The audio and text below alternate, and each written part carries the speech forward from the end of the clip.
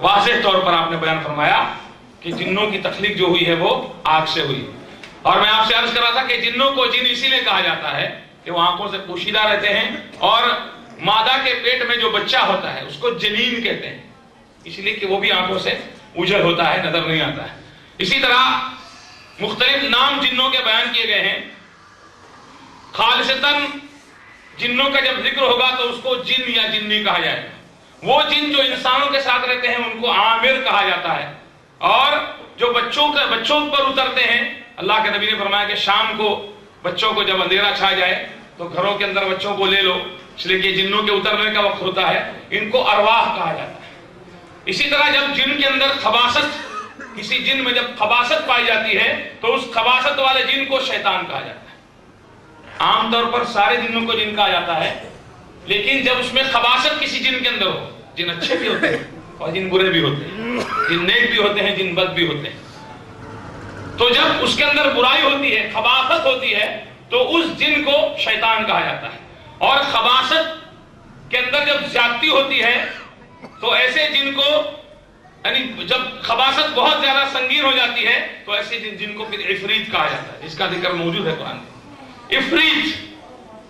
تو یہ جنوں کے مختلف نام ہیں. میں نے آپ سے عرض کیا جنوں میں نیک بھی ہوتے ہیں اور برے بھی ہوتے ہیں. اور اللہ کے نبی صلی اللہ علیہ وسلم کی حدیثوں میں ہم کو یہ بھی سکھایا گیا ہے کہ ہم جن کی جو ایک قسم ہے شیاطین، جو سرکش ہوتے ہیں، سرکش جن، جن کے اندر خباثت ہوتی ہے، برائی ہوتی ہے، ان کو شیاطین کہا گیا ہے. ان سے پناہ مانگنے کے مختلف طریقے ہم کو سکھائے گئے. یہ شیطان جو ہے یہ ہمارا کھلا ہوا دشمن اور ان کا سردار ابلیس ہے. اللہ سبحانہ و تعالیٰ نے اس کو قیامت تک کے لیے چھوٹ دی ہے. اس نے مہلت مانگی اللہ سے اور اللہ سبحانہ و تعالیٰ نے اس کو مہلت دی ہے. قیامت تک کی اس کو مہلت ملی ہے. جہاں اللہ تعالیٰ نے اس کو مہلت دی ہے وہیں پر اللہ تبارک و تعالیٰ نے اس کے جو ہتھ کنڈے ہیں، اس کی جو برائیاں ہیں، اس سے محفوظ رہنے کی تدابیر بھی ہم کو سکھائی ہے. یہاں تک کہ اللہ کے رسول صلی اللہ علیہ وسلم نے فرمایا کہ شیطان تمہارے پاس ہر وقت آتا ہے. یہاں تک کہ جب تم کھانا کھاتے ہو، کھانا کھاتے وقت بھی شیطان آتا ہے. اور اللہ کے نبی صلی اللہ علیہ وسلم نے شیطان کے موجود ہونے کی سنگینی یہاں تک بیان فرمائی کہ شیطان نے اللہ تبارک و تعالیٰ کے سامنے قسم کھائی اور کہا اے میرے رب مجھے تیری عزت کی قسم ہے. شیطان کسی کی قسم کھا رہا ہے؟ غور کیجیے، آج مسلمان کسی قسم کھا رہا ہے. تیرے سر کی قسم، میرے پیر کی قسم، اٹھتے دن کی قسم، مرتی رات کی قسم، یہ روزی کی قسم، یہ ایسے گلے پکڑتا ہے. یہ آج تک سمجھ میں نہیں آیا. ہمارے بمبئی میں ایسی قسم چلتی ہے، یہ گلا پکڑنا آج تک سمجھ میں نہیں آیا. اور کہہ رہا قسم سے، اور پھر چلا جائے گا جس کے سامنے قسم کھا رہا ہے تو پھر ہنسے گا، دیکھ کیسا دھوکا دیا. ارے تو نے قسم کھایا نا، میں چھوٹے کاپ سے کھایا، بڑے کاپ سے نہیں کھایا. میں قسم نہیں بولا، قسم بولا. اس کو پوچھا نکاح کا ٹائم پہ قبول بولا تھا کہ قبول؟ اگر وہاں قبول بولا تو وہی ایسے دھوکے. اللہ حفاظت فرمائے، اللہ حفاظت. شیطان نے قسم کھائی، اللہ تیری عزت کی قسم، اے میرے رب تیری عزت کی قسم، میں انسان کو اس وقت تک گمراہ کرنے کی کوشش کرتا رہوں گا، پھسلانے کی کوشش کرتا رہوں گا جب تک کہ اس کے جسم میں جان ہوگی، روح باقی ہوگی.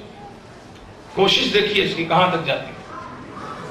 آخری وقت تک بھی اس کی کوشش اس کی ہوتی ہے کہ ہمیں وہ بھٹکا دے، ہمارا خاتمہ خیر پر نہ ہو پائے، کلمہ نصیب نہ ہو پائے مسلمان کو. اللہ ہماری حفاظت فرمائے. اللہ کے نبی اسی لیے دعا کرتے تھے، بہت لمبی دعا. اللہ کے نبی پناہ مانگتے تھے، وَأَعُوذُ بِكَ أَن يَتَخَبَّطَنِيَ الشَّيْطَانُ عِندَ الْمَوْتِ. اے اللہ میں پناہ چاہتا ہوں، تیری پناہ میں آتا ہوں اس بات سے کہ شیطان مجھ کو موت کے وقت پھسلا دے. کون دعا مانگ رہا ہے؟ محمد صلی اللہ علیہ وسلم. ہمیں کس قدر مانگنا چاہیے؟ اللہ ہمیں اس کی توفیق دے. یہ اس کی کوشش ہوتی. تو اللہ سبحانہ وتعالیٰ نے کیا فرمایا؟ تجھے اجازت ہے؟ کیا فرمایا؟ اللہ نے فرمایا مجھے میری عزت کی قسم ہے اور میرے جلال کی قسم ہے. اس نے ایک قسم کھائی، اللہ تعالیٰ نے دو قسمیں اٹھائیں. مجھے میری عزت کی بھی قسم ہے اور میرے جلال کی بھی قسم ہے، میں اپنے بندے کو معاف کرتا رہوں گا جب تک کہ وہ مجھ سے مغفرت چاہتا رہے. جب تک بندہ معافی مانگتا رہے گا، مغفرت طلب کرتا رہے گا، میں اس کو معاف کرتا رہوں گا. تو اس کی اتنی زیادہ کوشش ہے، اس نے قسم کھائی ہے. اور آپ دیکھیے آج دین کے لیے کون اپنی عمروں اور زندگیوں کو وقف کرتا ہے؟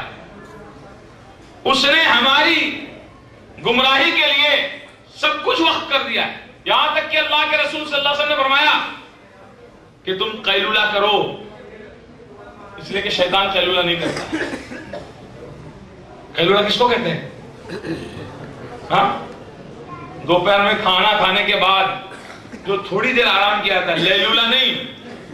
ہاں، سو گئے تو 4 گھنٹے کی فکر ہی نہیں، خبر ہی نہیں.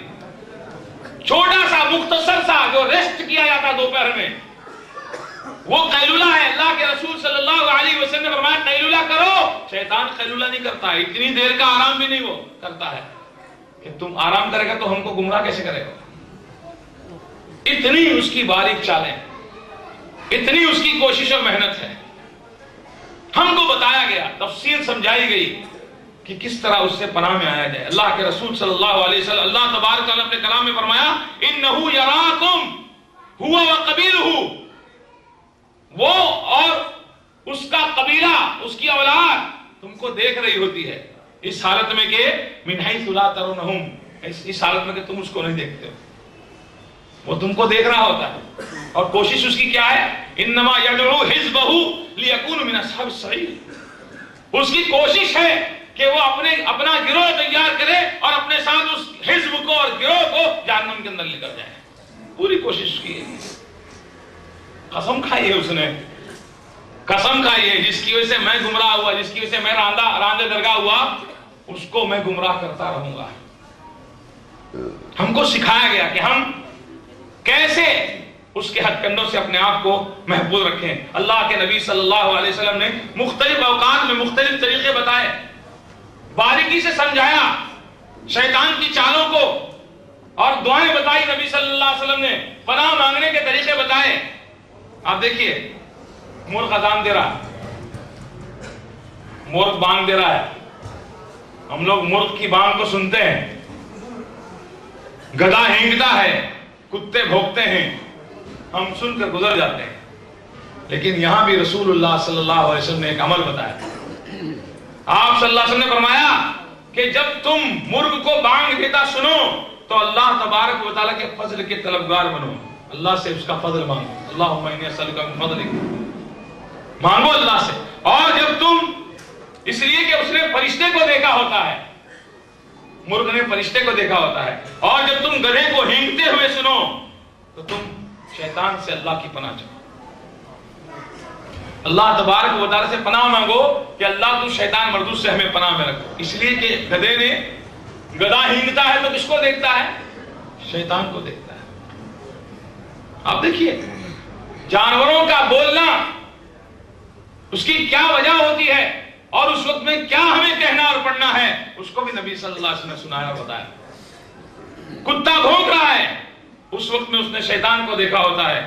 اسی طرح نبی علیہ الصلوۃ والسلام نے اور شیطانوں کی جو خصوصیات ہیں ان خصوصیات کو بیان فرمایا. کھانا کھا رہے ہیں ہم، دونوں تو ہاتھ اللہ کے دیے ہوئے، کسی بھی ہاتھ سے کھا سکتے نا، ہاں، لیکن جب تنہائی میں جاتا ہے دروازہ بند کر کے تو دونوں ہاتھ نہیں یوز کرتا ہے. کرتا ہے؟ ہاں، کون سا ہاتھ یوز کرتا ہے؟ Only left hand.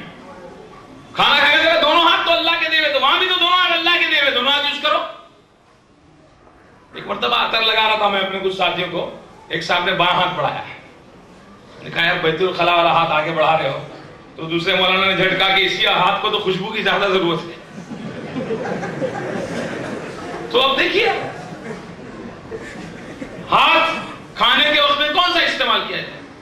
نبی علیہ الصلوۃ والسلام نے فرمایا کہ تم دائیں ہاتھ سے کھاؤ پیو، اس لیے کہ شیطان بائیں ہاتھ سے کھاتا پیتا ہے.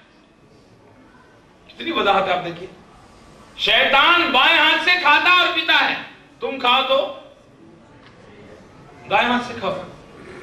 اتنی مخالفت کہ وہ بائیں سے دائیں سے کھاؤ. ہمارے بھائی کیا کرتے ہیں؟ کھاتے تو دائیں سے, پیتے کائیں سے؟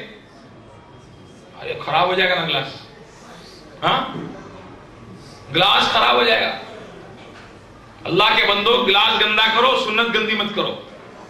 ہاں اس لیے کہ وہ آپ کا جو گلاس ہے نا, یہ ویسل, یہ دھل سکتا ہے. اتنے عادی ہوئے الٹے ہاتھ سے پینے کے کہ یوز اینڈ تھرو مل رہا ہے. یوز اینڈ تھرو, آج کل یوز اینڈ تھرو کا دور ہے کہ نہیں ہے؟ ہاں وہ یوز اینڈ تھرو کو بھی الٹے ہاتھ سے پکڑ لیں, یہاں سے سہارا لگا. ارے بھائی ہم نے سہارا لگایا نا. ایک تو وسیلے کے قائل نہیں ہو, ادھر وسیلہ لا رہے ہو. ہاں بولتے وسیلہ نہیں, ڈائریکٹ. ادھر ڈائریکٹ کیوں نہیں؟ تو اللہ کے رسول صلی اللہ علیہ وسلم نے تاکید فرمائی, شیطان بائیں ہاتھ سے کھاتا پیتا.